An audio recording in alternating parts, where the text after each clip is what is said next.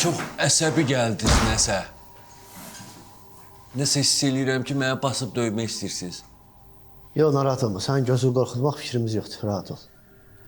Cənab müstəntiq, mən elə hiss eləyirəm ki, sən bunu boynuma almasan da hiss eləyirəm ki, sən məni çox istəyirsən. Çünki bizim dərdimiz eynidir.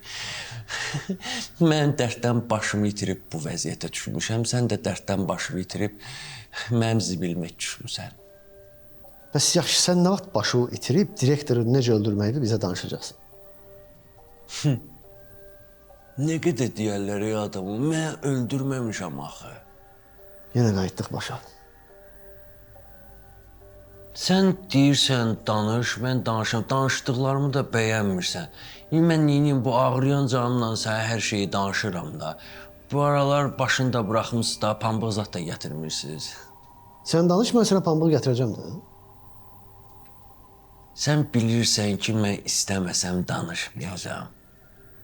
Amma gözündən görünür ki, danışmaq istəyirsən. Sən axır vaxtlar mənim gözümə çox baxırsan ha, Nigar xanım. Nə ilişib qalmısan orada? Sən çox əziyyət çəkmirsən, Teymur. Danış, biz də sən kömək eləyik. Danış, onu necə öldürmüsən? Boynuna qoymağa çalışmayın, zəhmət olmaz. Boynuna qoymuram, sual verirəm. Niyə girirsiniz bir-birimizə? Biraz etik olun da, burada xanım var axı. Elə bir nəsə demək istəyirdin, davam elə. Bax Teymur, indiyəcə oynaya-oynaya danışırdın, bəsdir. Oynadıq, yorulduq. İndi danış. Yaxşı.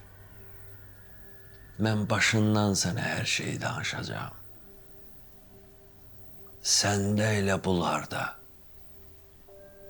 Hamınız mənə haqq verəcəksiniz ki, bu dünyadan getməli uğraş idi. Amma